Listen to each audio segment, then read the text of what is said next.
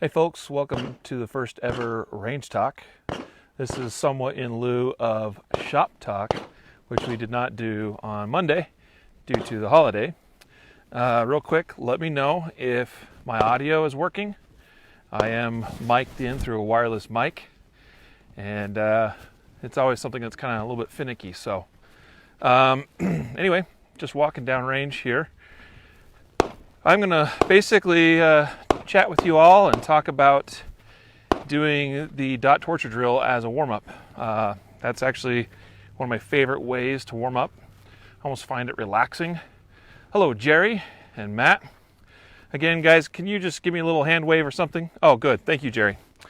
Perfect. All right, so anyway, I told you we'd be doing this at 12 noon Mountain Time, and I had to kind of wait for a berm to open up so I could have my own berm. I was not expecting this to be as busy as it was here on a Wednesday, middle of the week, but apparently people like to come out here and shoot on hump day, so I guess it is kind of the lunch hour, but I don't know.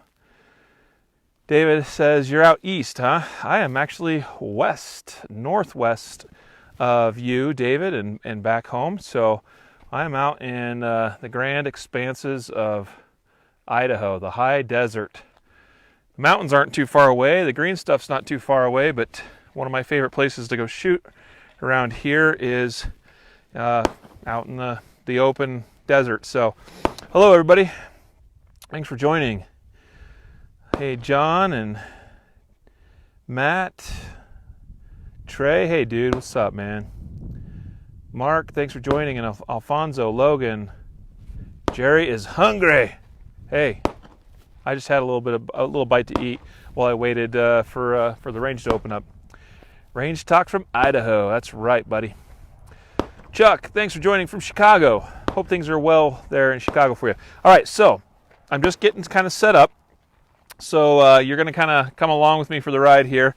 Again, we're going to be talking quite a bit about warm-up because I'm just getting started for the day and going to be doing some warm-up. I'll probably be repositioning the camera a little here and there, but we'll try this for right now. So again, we're going to be talking about dot torture, and let's see. I'm going to get me a dot torture drill sheet. So this is going to be my target. All right, dot torture. This is a great drill, especially for warm-up. It's 50 shots. That's quite a few. It's a whole box of ammo. All right, so for a warm-up, it's going to cost you about $9 or $10, especially if you're shooting 9mm. But it just works really well for me, and I think it works well for other people as well. This is usually done starting at 3 yards. That's what I'm going to demonstrate it at here today. I'm not going to try to do anything crazy. Plus, I'm going to try to shoot a perfect score, which should totally be doable at 3 yards. A couple things with the dot torture drill. As you read the instructions, there's these 10 dots. Each dot has its own, well, there's some of these are pairs. 3, 4, 6, 7, 9, 10 are done together. These all have their own individual instructions. I'll explain what those are as I go through them. But it starts with number 1, which is just 5 shots, slow fire. So we're just getting started with 5 shots, no time limit, no expectations. That's why it's good for a warm-up, because there's really no expectations other than we want to try to make sure we get all of our hits. All right? So everything we're going to do, we're going to be working on, obviously, firing, aiming, trigger mechanics. We're going to be working on things from the draw, doing things from most of this is done from the draw. Number 1 is the exception, and number 8 is the exception. Everything else is done from the holster, and I'll be doing it from concealment today. Today I'll be shooting my Glock 17. All right. I could have gone with the 19 just as easily, but felt like a change for the day. If I was shooting the 19, I'd actually have more magazines I could use, so I'll be doing more reloading, but I just felt like shooting the 17 today. Nothing wrong with the 9mm, Craig. All right, so dot torture. All right, again, you'll note that on here there is not a single word, anything at all said about time limits or par times. And that's really important, because where I feel like a lot of shooters struggle on the dot torture is they just try to push themselves way faster than they need to. Shayna's watching, I see, and Shayna knows the dot torture drill. It's one of our favorites. All right, so let's get started. Let's throw one of these up on the target backer. I will say that the target backers at this range are really short, oddly, and so I'll be feeling like I'm shooting down into the ground. I'll be shooting short people all day. But here we go. All right, let's get it up.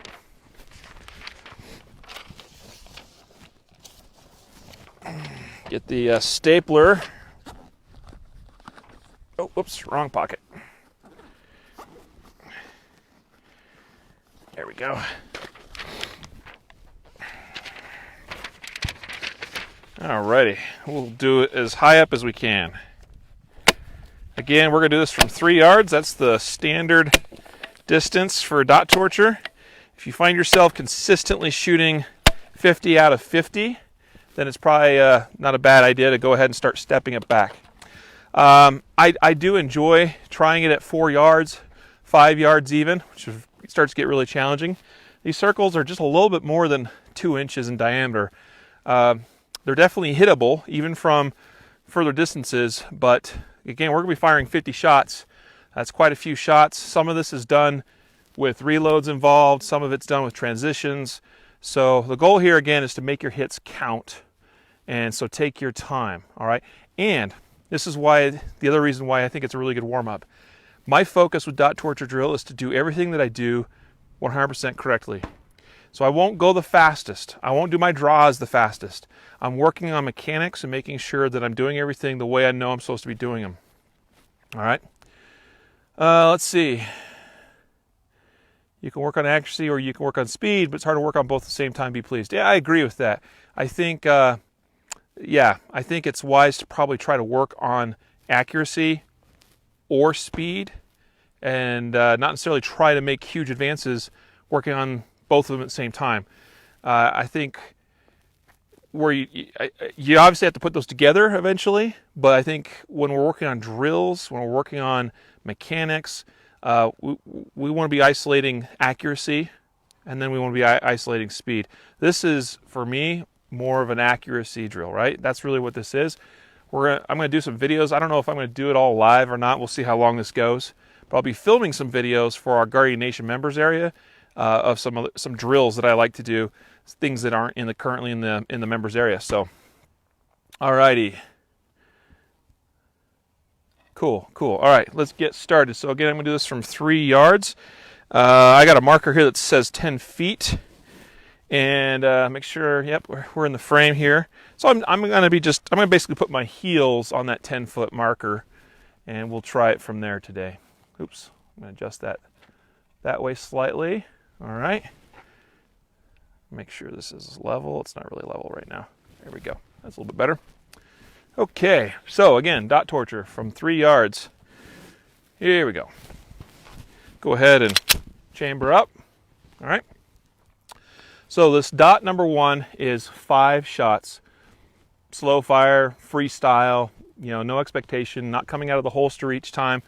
So we're going to start out already at the ready and take our time and make sure these count. Here we go.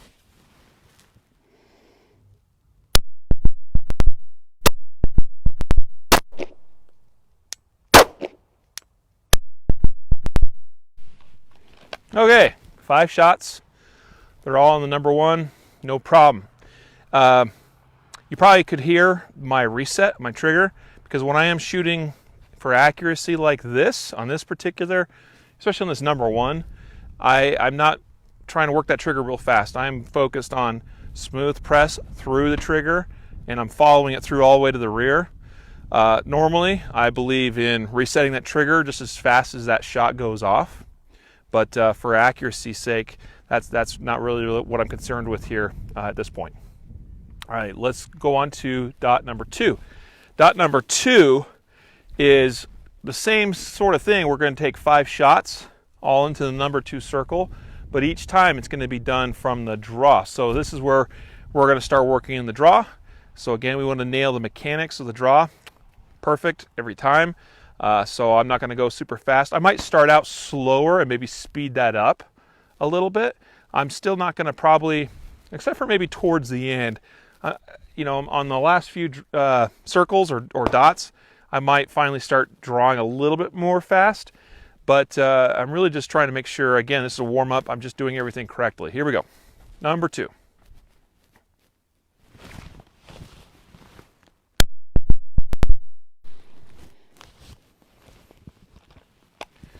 Again, so there's certain aspects, by the way, of draw, I should mention this, that I'm focusing on getting a nice, consistent grabbing and clearing of the garment, and then drilling or nailing that master grip. Okay, I could probably tilt this down a little bit more.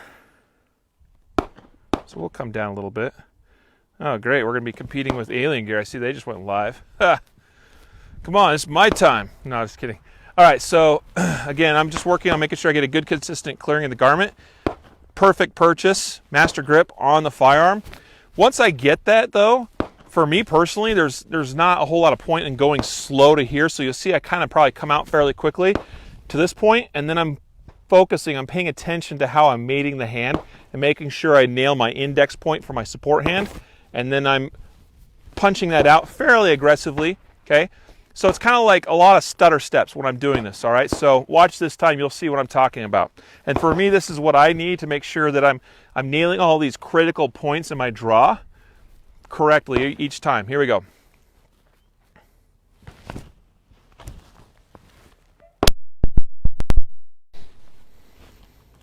See what I'm talking about there? So, Tim's trying to watch both. John says this drill's been humbling for him. Shayna's still waiting for her hat. We're working on getting those out, okay, Shayna? I know we still have a few we got to get out. All right. So again, I'm trying to hit all these critical points. Master grip on the gun, clearing a garment, mating of the hands, index point with my support hand, and then once I'm there, I'm kind of punching out, and then I'm not trying to take too much time on that shot.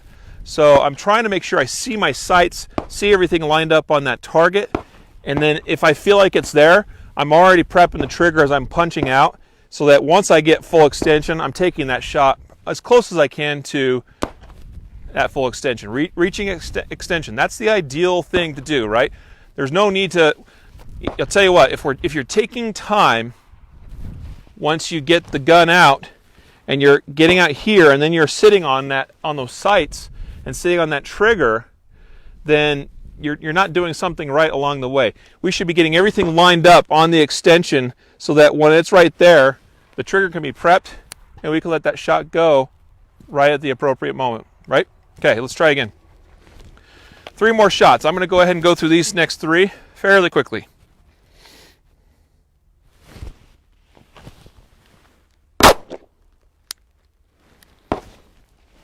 Going back. Again, you may hear my trigger reset. That is intentional. Here we go.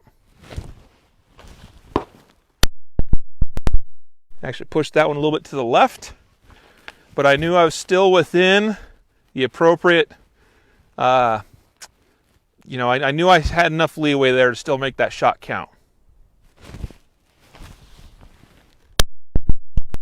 Pretty much dead center. That's good. So there's 5 shots, still clean. That's great because, it's funny having like 40, 50 people watching. You do dot torture and you want to shoot perfect. A little bit of pressure, but I'm trying not to really think about that much at all. Shane says it keeps pausing. I think my connection out here is solid. It could be that I don't have a strong enough signal for it to consistently connect. Cinda asks what gun I'm using. I'm using a Glock 17 today, just stock Glock, although my sights are not stock. They are Viking Tactics night sights, all right, with fiber optics. Very bright, easy to see and pick up. I like them a lot, all right? So that's what I'm using. Okay, so now we're on to dots 3 and 4. And this one is draw and fire 1 shot on 3, 1 shot on 4, and you're going to go back and you're going to repeat that 4 times. So it's going to be a total of 8 shots, all right? So now we're starting to introduce some transitions, all right? So again, with the number 1, I was just focused on perfect sight picture, perfect trigger press.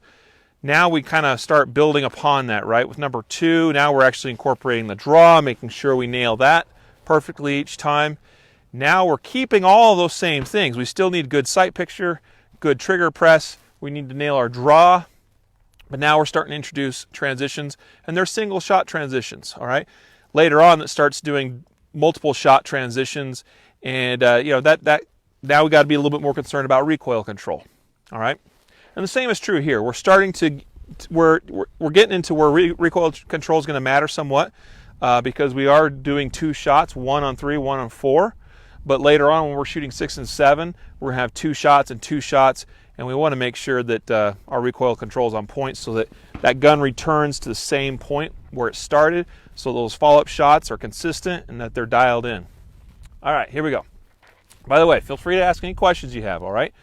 Any sort of tips, anything at all. All right, now let's see. I have fired 10 shots. I should have a few more left here. Here we go, 3 and 4.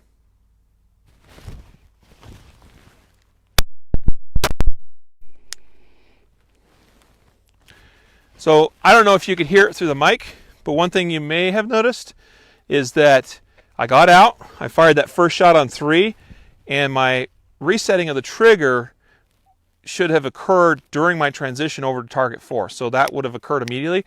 But then, because I'm still being accuracy conscious, after I took that 4th shot, I made sure I had good follow through.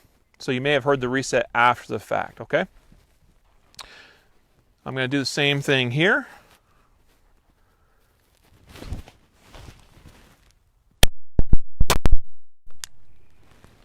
There we go. Still clean. In fact, we're pairing those quite nicely. Let's do it 2 more times here.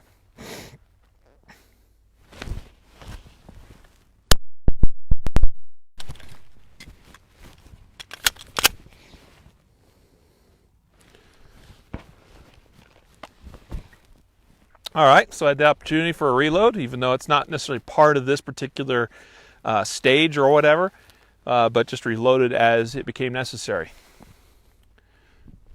All right, yes, David, we can all use more practice, buddy. Here we go. Let's do this one more time.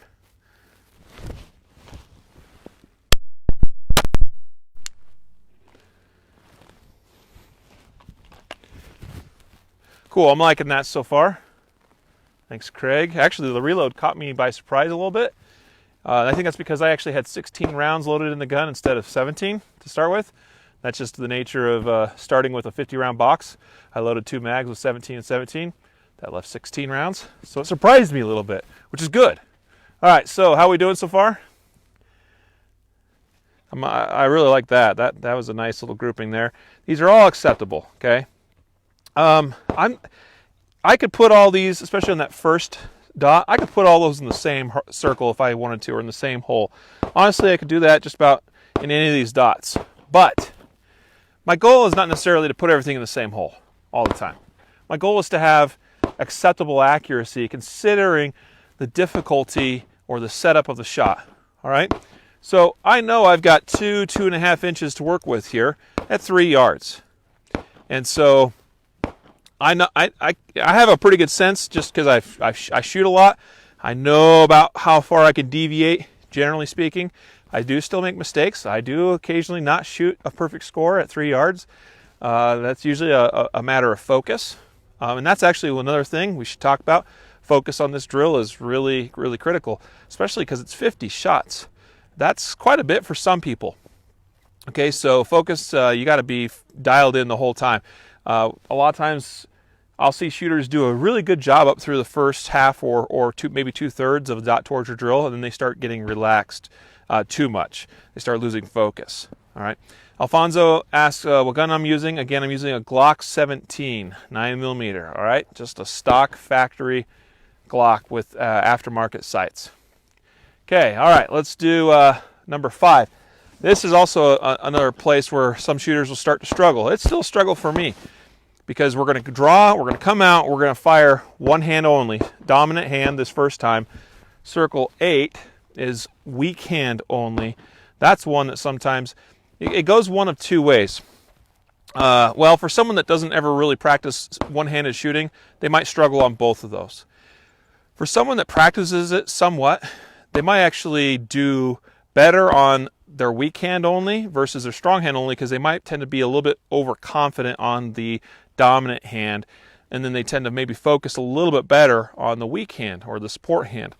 Or you'll see those that will do really well on the dominant hand, but they just have never shot weak hand only, and they might struggle with that. All right, so that's kind of how it goes. High caliber, thanks for joining us, Stephanie. Yes, Old Faithful friend, Glock 17 or the 19. Either one of those I'm very comfortable with. I haven't been shooting them for as many years as what probably some people think, but they feel like an old friend to me now, that's for sure. I got many thousands of rounds through them. All right, number 5 is 5 shots. Strong hand or dominant hand only. I'm going to go ahead and it is draw once and then take those 5 shots. Okay, so here we go. We'll go ahead and probably just, well, we'll see how it goes. Sometimes I decide to say a few words in between things. Here we go.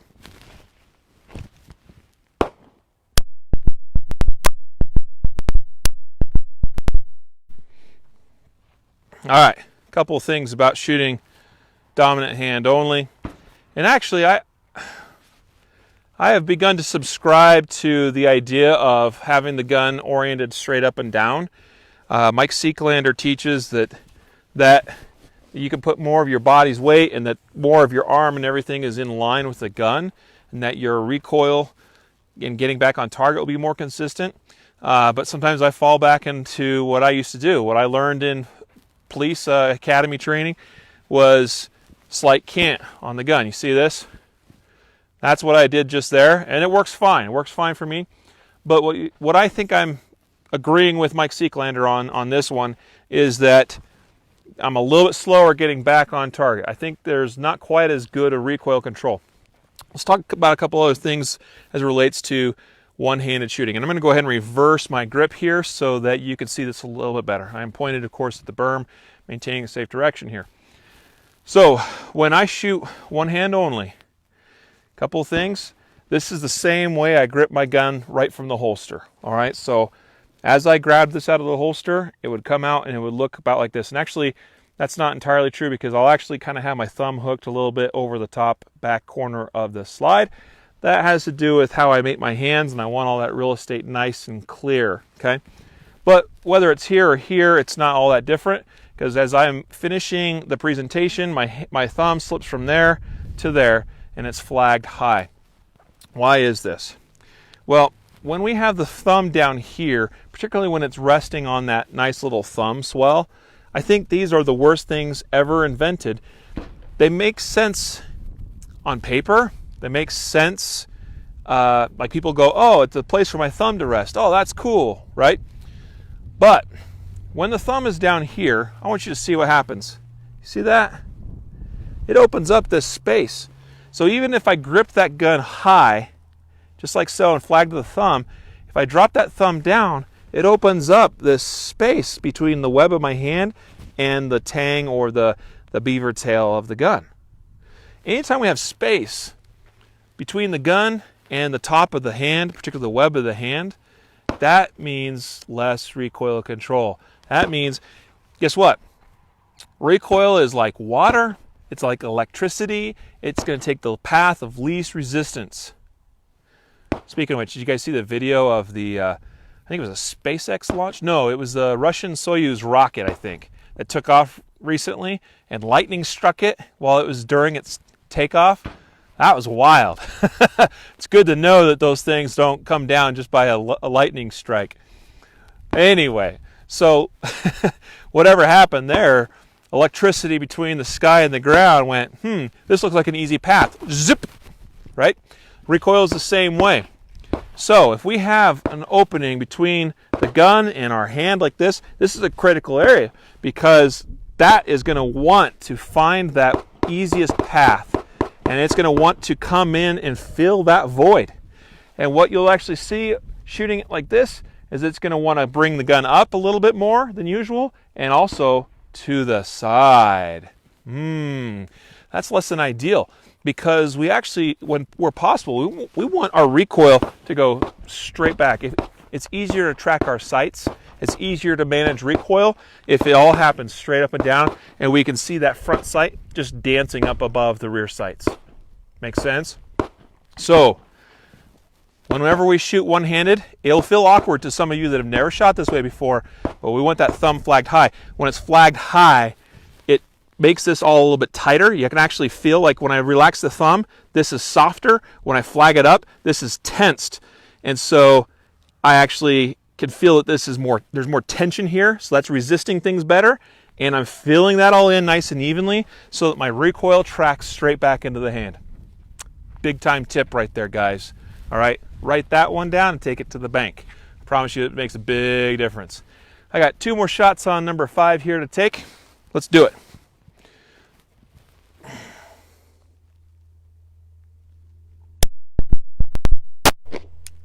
There we go. All righty.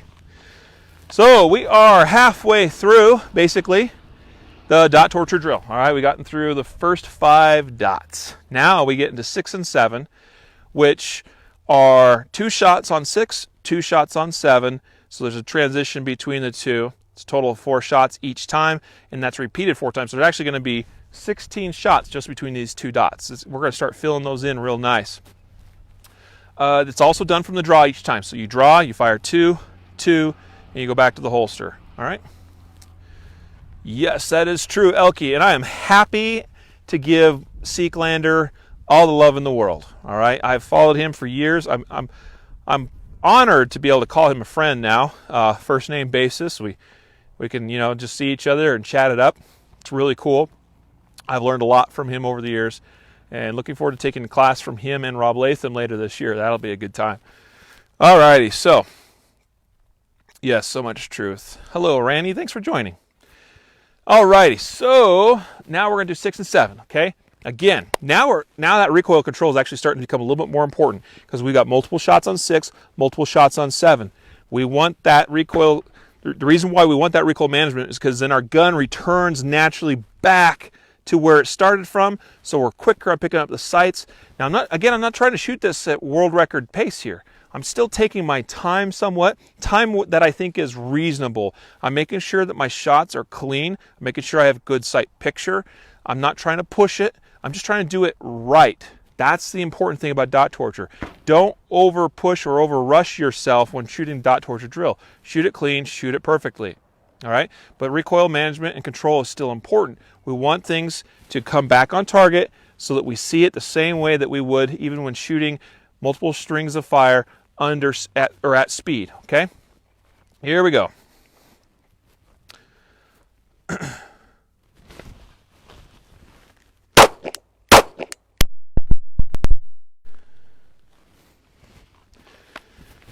Now, I'm still shooting slow enough that there's a little bit of separation still probably between my shot and my reset.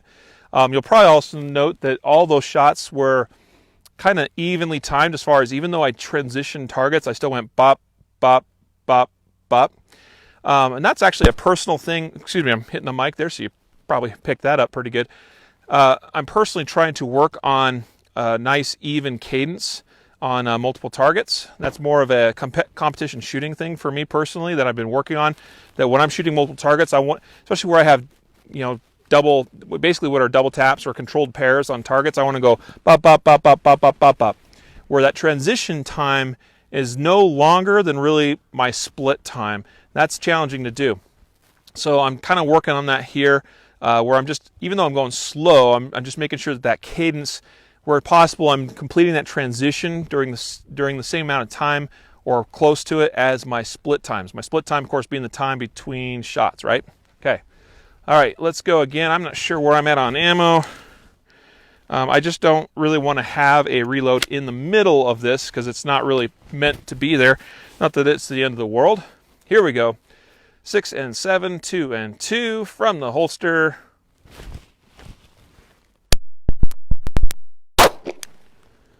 There we go. Still looking clean and beautiful. I'm going to go ahead and exchange magazines, do a little tactical reload there.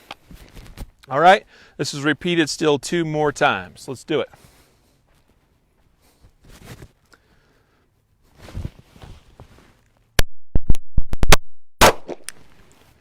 And this final one, I'm going to push it just a little bit more.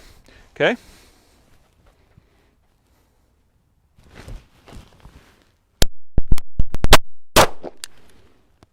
Okay. Still clean, looking good. See how long that lasts. Now we're on to number 8, which is support hand only, 5 shots. We're going to draw out with our dominant hand, transition over to the support hand, and then we're going to fire those 5 shots. Okay, this is where sight picture and trigger control start to really matter. Also, for a lot of people where they don't practice a lot of weak hand only shooting, it may feel unusual, strange, uncomfortable, because it's not something you're comfortable with doing a whole lot. You should practice it more often. All right, it may be a skill that could save your life. I can't say there's a lot of documented instances where a person has great need to shoot only with the support hand, but I think it's probably a good thing to still know and be familiar with. Sean, what target are you using? This is the dot torture drill target, okay? By the way, this can be found at pistol-training.com, which is a website started by Todd Lewis Green. He's an old instructor. I say old. He was around for a while. He passed away about 6-7 years ago, unfortunately. And there's a lot of really great resources at pistol-training.com, okay? And dot torture is something that Todd Green created about 12 years ago or so. All right. Anyway, he passed away from cancer a few years back, and that was sad. But he left a great legacy for us. Try to get back kind of close to where we were. There we go. All right. So again, we're going to go to support hand only. 5 shots. Ooh, no, I'll mention that here in a second. Here we go. Go ahead and transition. Okay, and I'm actually going to shift my stance slightly. Again, this is not meant to replicate a tactical environment. I'm just getting in a position that's comfortable for me. And again, I'm focused on good sight picture. Perfect trigger press. That's dead center. I love that. Right. Let's correct that. Oh, same spot. Let's take a break. And that's perfectly okay to do with the dot torture drills, take a little bit of break occasionally. So I'm going to analyze a little bit of what I think was going on there for me. And I do think that's a close miss, but it's not quite a miss. If it breaks the line on the circles, the dot torture target, still counts. So I'm saved by a breaking of the line there. A couple things to talk about with non-dominant hand, okay, support hand shooting. One thing where it becomes a struggle for some people is that because, let's just use me as an example where I am right hand, right eye dominant, okay? So I'm not one of those unfortunate few or fortunate few, depending on how you look at it, that has cross-eye dominance. I am definitely right eye, right hand dominant. So right-handed shooting's no problem, right? Everything lines up as it should. So if I'm looking at you, right hand, right eye, it all lines up, no problem whatsoever. My arm's in line with everything. When we go to support hand only, what happens? Well, my left eye wants to line up with that. Now, a person could aim with their left eye and perhaps close their right eye, all right, assuming that you're right hand dominant like I am, and that would work just fine, okay? But I almost always shoot both eyes open all the time. All right, there are a few instances where I'll close, usually my non-dominant eye, for a little bit more precise aiming. But much of the time, I am aiming both eyes open all the time. All right, so this presents a challenge because my eyes start kind of fighting with each other for dominance. My right eye wants to see the sights, but it doesn't naturally align with the sights. So here's a little tip for those of you that are not cross-eye dominant and you're going to shoot with your non-dominant hand. Take your head, cock it over like that. You see that? Because then what you're doing is you're shooting just like a cross-eye dominant shooter does normally. Okay? Cross-eye dominant people, a lot of times say you're right hand dominant but left eye dominant. They'll learn to cock their head over just like this, and that brings the left eye in line with the sights that are sitting in their right hand. So we can do the same thing with our dominant eye in our non-dominant hand. Bring the head over like that. That, or I think you'll need to resort to closing the dominant eye and using the non-dominant eye for aiming. But I just don't find that to be as natural a transition, and still feels awkward to me. So for me, I've just learned to, boop, when I transition, I just bring the head over slightly. Everything lines right up. Okay? Here's what I don't want to see. So actually this is very common. A lot of shooters, especially when they are, say, right eye dominant, right hand dominant, and they switch to the left hand, they will actually try to change the positioning of the grip and the arm to bring the sights in line with their dominant eye. That is a no-no. Okay? Okay, so what you're actually doing, instead of bringing your eye to the gun, you're bringing the gun in the hand to the eye, and that changes the geometry of everything. It actually means that now your wrist is cocked a little bit more, and your recoil is going to the side of your arm. You'll have less recoil control. It'll feel actually more awkward. So all we got to do is bring that eye over like this, and it should work just fine. Let's see. What can be the max distance of the target? Are you talking about for dot torture drill? Because this usually starts at 3 yards, and as a shooter gets really good at it, and their shooting skills increase dramatically, then they want to probably start stepping back to like 4 yards and 5 yards. I don't know of many people. I'm sure there are people that could do it at 7. I've never attempted it that far, maybe one day. But so we're going to start at 3 yards, and that's what we're doing here today. I'm demonstrating it just like the drill was originally conceived. So it doesn't seem like a very far distance at all, but it's still plenty challenging because of the number of shots and the size of the dots that we're shooting. LK, as far as your sights allow, but further than 3 yards, your self-defense pistol's front sight is going to cover the circle. Need your competition pistol for longer distance.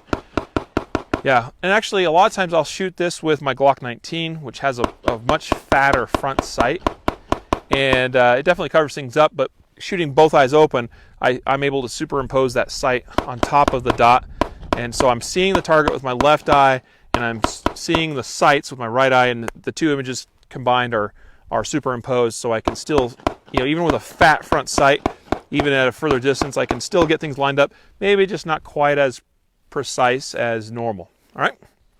Okay, I got 2 more shots actually for left hand only here. Here we go. And I could actually practice a left-handed draw here. That certainly wouldn't be a bad idea, which, being that I'm appendix, that's a lot easier to do because I can actually reach around like this and draw it backwards, or I can come out like this, rotate it across the body. An advanced skill. I recommend you learn that under the tutelage of a reputable instructor. Again, I'm going to extend, and I'm going to cock. You see that? I'm going to cock my head over. Brings my right eye in line with the sights. Flagging the thumb, everything like we talked about earlier. Still going a little bit low right.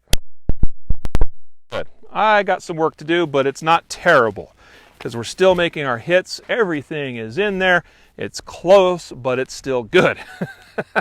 I'll be honest, I haven't really actually worked on support hand-only shooting in a while. It's showing. It's not terrible, but some time, away from doing that, and you start losing those skills, of course. So when the background is showing off, yeah, no kidding, right? Okay, now let's finish it up. We have 9 and 10. We got 6 more shots to go. 9 and 10 are, again, transition drills, but we're incorporating a reload in there as well.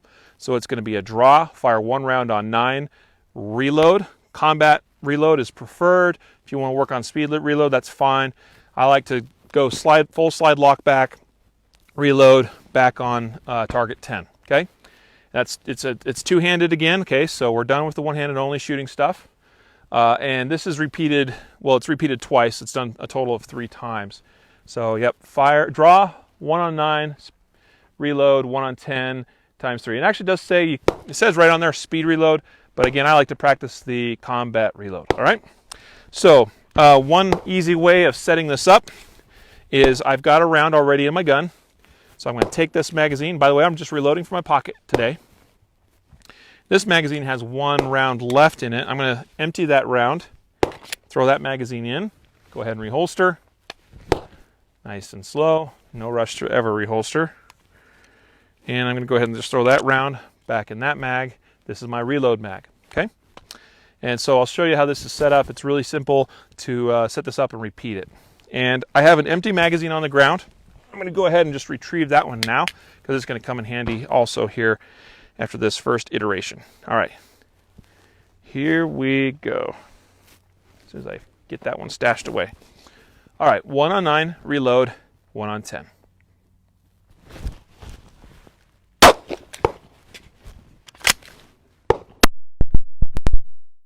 All right, good hits. Oh, before I put my gun array away, I'm going to grab my spare empty mag, and I'm just going to do an exchange, a tactical reload. Now I have an empty one back in the gun. I'll load around the chamber, and some rounds left in my spare mag. Back to the holster. Again, here we go.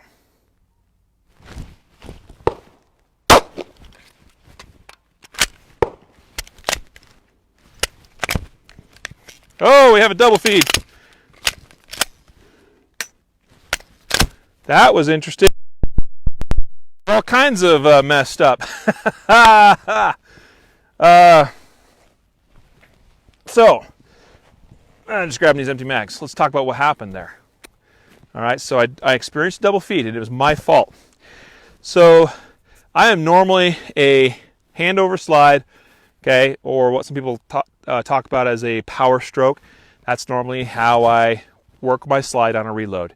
Even on combat reload, even on whatever. You know, if I ever have to load the gun, I generally am doing a power stroke. But I'm getting back into competition season, and I do think that both skills are applicable. And I do think I'm going to... Sorry, I had a call come in there I had to ignore. I am going to start putting more emphasis on hitting the slide release, resting my thumb there, and hitting the spare mag into the gun, and causing that to jar my thumb downward, which is going to force the slide forward.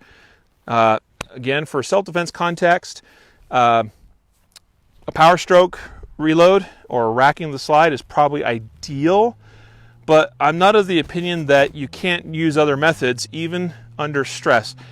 So I'm going to start focusing on that other type of reload a little bit more this year and see if I can overcome the old muscle memory. Here's the thing. If you ever revert back to the old muscle memory, it's not a bad thing, right? It's not going to hurt you. It's not going to penalize you, except for a little bit in time. Now, what happened there was I got on the slide release a little bit early, and I caused a double feed. That we can't have happen. So that's almost in of itself a good lesson learned as far as that would suck in a gunfight. You're hosed, right? Now, instead of just having a simple reload to do, I had a double feed and it had to be cleared. Now, I'm a little unclear as to why, after I got my magazine inserted and I racked the slide, it apparently didn't put around the chamber, which is odd because I felt like that slide came all the way to the rear, and I felt like my magazine was fully seated. So I'm not exactly sure there, but the correct response was tap and rack and still fix the problem, right? Shannon says you forgot to move online. Not necessarily, okay? In my mind, by the way, mentally I was thinking look for cover or get offline. But I didn't move, and that was intentional, all right? So in my mind I was still exercising that concept, but because I'm putting it in context, I'm doing a dot torture drill. I recognized what was going on. I recognized that I could get offline. I could find cover. Mentally, that all occurred up here, okay? But I made the decision to not move, believe it or not. All right, that was the mental processing that occurred. Okay, so again, I'm going to work on that other type of reload to where it becomes perfect for me this year. Partly because it'll benefit me on the competition side of things. I lose a lot of time on reloads in competition shooting, a ton. So I'll admit I'm trying to game things a little bit. I do want to be a better competition shooter, so I'm working on it. And I do think that if you have practiced it a lot and it becomes second nature to performing that reload, even in a defensive context, that's okay too. All right, I know I dropped a round, and so I'm going to go ahead and see. I've got one in the gun right now. I've got an empty magazine. Should have. I am missing a magazine. That's strange. Oh, here it is. Whoa. Oh, that's right. I'm down to my last 2 shots. That's why I only have 1 round left.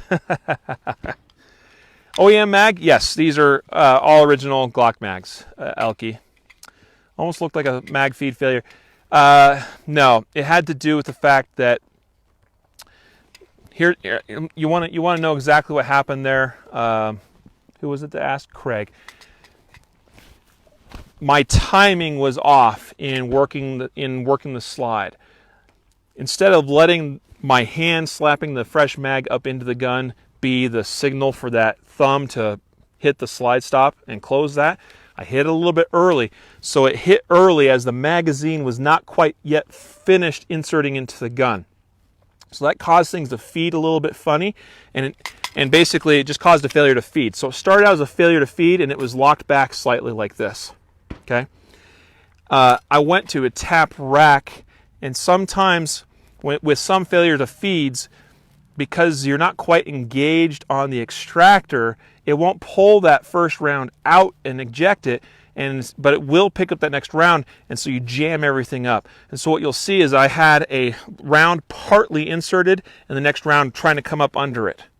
Instead of a lot of double feeds, you might see where that stuck case or something is stuck in the chamber and a round pushing into the back of it. So it was that's why I said it was my fault. That's why I caused the malfunction, not the gun, not the ammunition. All right, so good clarification though to have there. All right, loaded round in the magazine, empty mag. I got my spare in the pocket, and we will see if we can do this correctly this time.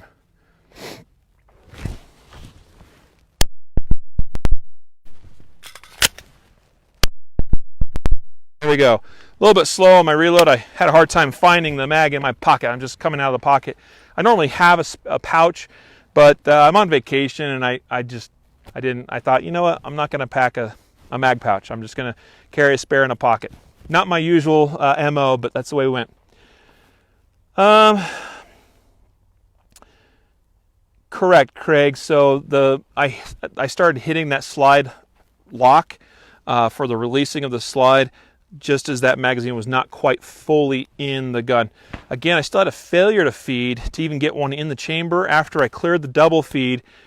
And I'm wondering if I short stroked my stroke. I don't know. Or maybe the magazine just, I don't know. It's not really adding up. Something there was a little bit funky with, I thought I had that double feed cleared and chambered, but got a click instead of a bang. And when I cleared that, there was nothing in the chamber. Who knows? But practice your malfunction drills. Know how to clear things instantly. And there you go. All right, guys. Let's go check out the target. So again, I like to use dot torture as my warm-up. It works great in that context.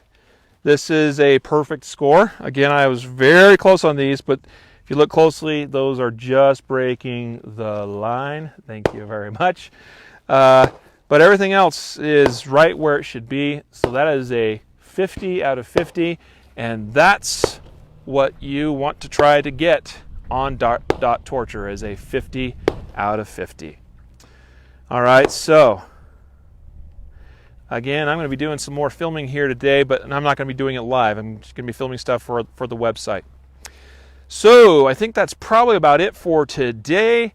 Dot torture warm-up. This is something I use not every time I go to the range, but a lot of the time I go to the range. I like to start with dot torture. It kind of puts me in the right mindset. And again, I'm focused on doing all the fundamental things, all the essential things correctly 100% of the time. And then as I move on during my, today I'm going to be shooting for a little bit longer, obviously, and working on other things. I've started out on the right foot, right? Because I started out nice and easy, nice and slow, focused on doing everything correctly and not necessarily doing it fast. Accuracy being more the focal point here, and that's really good. Elkie, I hope to see you again soon at Bristlecone as well. Sean and a 49.5, sure, if that's what you want to call it. Glad you enjoyed the episode, Craig. Yeah, so any other questions, feel free to ask. I'll try to check back the comments too a little bit later if anybody has anything, and address things in the comments afterwards. Stick around, as far as this week, we have an episode tomorrow for the podcast at 12 noon. Again, I meant to go live here at 12 today, but didn't have the available range yet. Couldn't anticipate that. This is a first come, first served facility. But Jacob and Matthew, I believe, will be doing the podcast tomorrow. And for you Guardian Nation members, we have Scott Jedlinski, who could show you a lot of stuff about becoming a better shooter.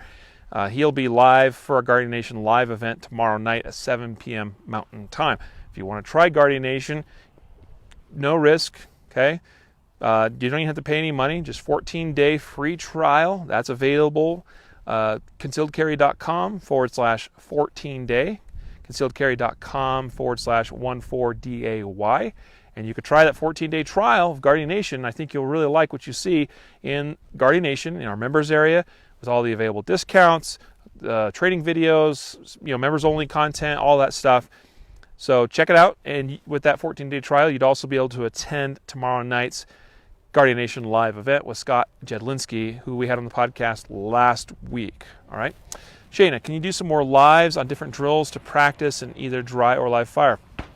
Yes, I will try to do more of that, Shayna. Yes, that would be great. So, obviously, normally we do a shop talk on Mondays. Maybe occasionally we'll mix it in there with range talk, or maybe we'll do some range talks on different days. I don't know.